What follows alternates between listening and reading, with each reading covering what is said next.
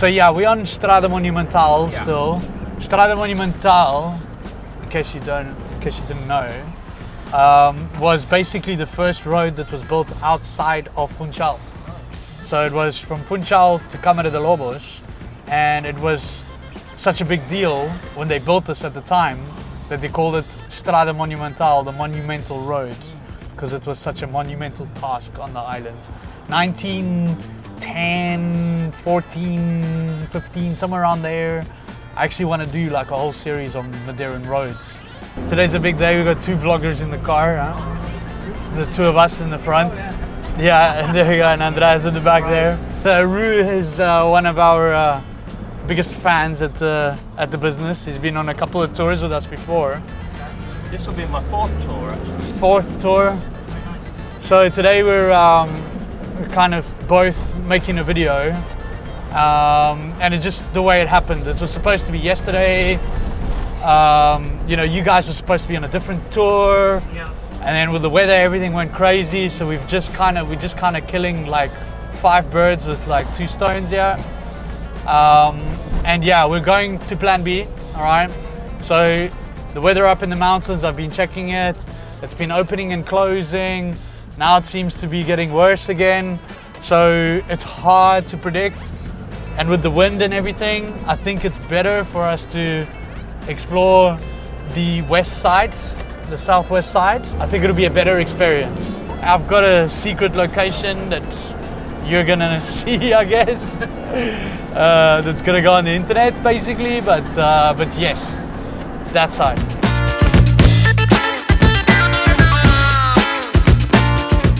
Caleta is actually the biggest council in, or county or municipality, whatever you're gonna call it, or province, right, in Madeira. So there's a very large part of it is all the southwestern area.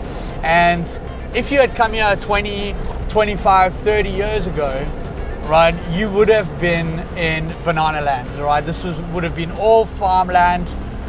There wouldn't have been any kind of Airbnbs and hotels and things like that around here. In fact, people were trying to get out of here, right? People were leaving. So a lot of people immigrated from Caleta. A quarter of my heritage comes from, actually half of my heritage comes from Caleta, because one of my grandfathers is from Caleta, just up the road, and another grandfather from Ponto do Pargo, which is also technically Caleta. And what happened is that a lot of people left Caleta because of the poor living conditions and working conditions in these areas. They also had big families, right? So back then, Madeirans would have 10, 11, 12 brothers and sisters, right? Because we didn't have modern day medicine. And of course, also more people meant more hands at work and these kinds of things, right? So if you had a family of 10, 11 or 12, maybe 7 or 8 of them immigrated, right? And a lot of people went from this area or to South Africa or to Venezuela. The reasons for that could be for a whole different video. But basically, these were routes that convenient routes that people jumped onto. So what happened was, like I mentioned earlier, a lot of people inherited land from their grandparents, their parents, and all these kinds of things. Sometimes it was really big pieces of land that at the time were worthless, but now on this beautiful island, they are actually worth, you know, quite a lot these days.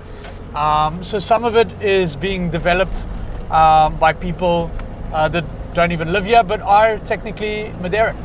Right, today I got 2 mics on me, right? Today I'm a wanted man. Everybody wants to know about Jeff today. But yeah, today we've got Rue with us, who has his YouTube channel, and this is his 4th tour with us. And I thought, you know what, why don't I help him out? He's out here again, he's doing another vlog, and I thought, you know what, let me invite him over and we're gonna do something.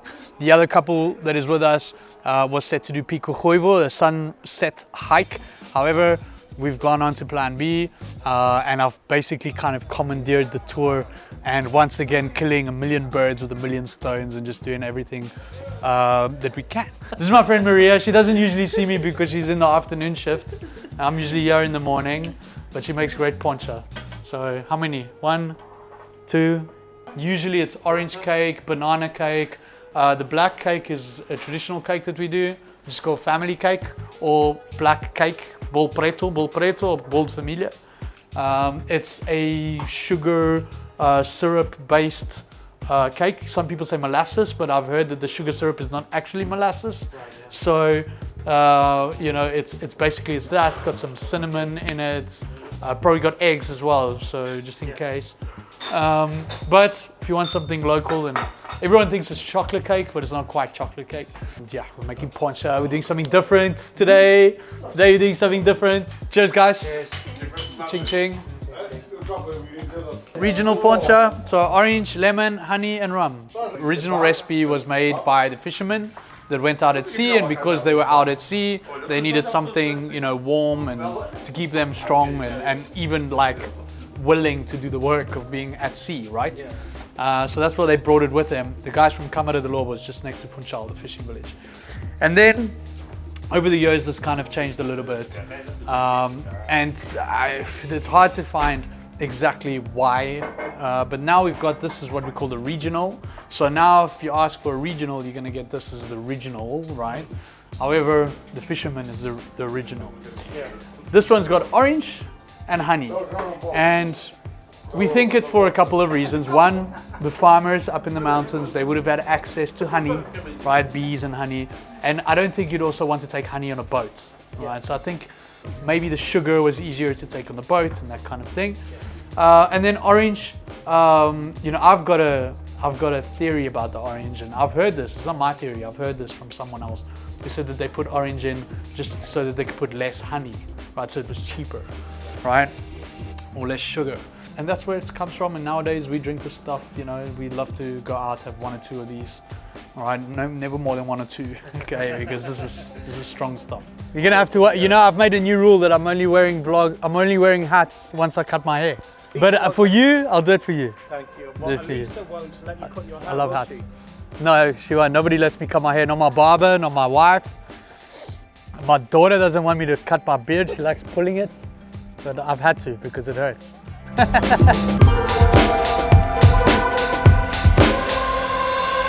Yes, so we're back in Keleta, late 90s.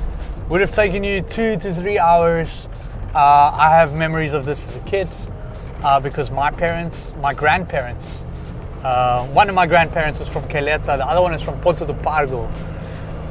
So my family trips used to be very long from Funchal.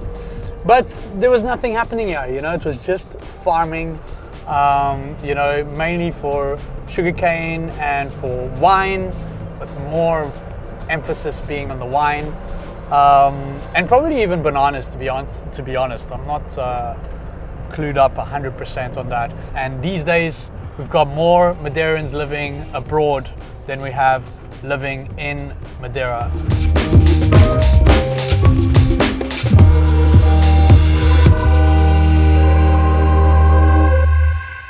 Alright, we made it. So we got the shortcut, we got the Land Rover over there, we are not alone. Of course, not everything is secret these days in Madeira, but that's the road that we came down to get here. Then there's another way up here. So this is the walking path. Did I say we were at Mirador de Raposeira? Ru, have you been here? Never. I'm going to do we have time to do a maybe 10-minute YouTube live from here. No. Of course we do. I'm just kidding, yeah. 100%. I did my first ever YouTube live yesterday. So I was there for like a second. Oh. I just caught you were leaving. Anyway, I'll be right with you, Ru. I'll be right with you. But from here we can see a couple of things. You can see Paul do Mar down there. Jardim do Mar on the other side, just a bit of it. And unfortunately the sun is blocked by clouds. So even though we ran away from the bad weather up in the top, we got bad weather here. So it's still really pretty, and it's going to be nice when the lights come on, and maybe we'll get some crazy colors. But yeah, what do you guys think? Not bad? Not bad. Not bad. Not bad.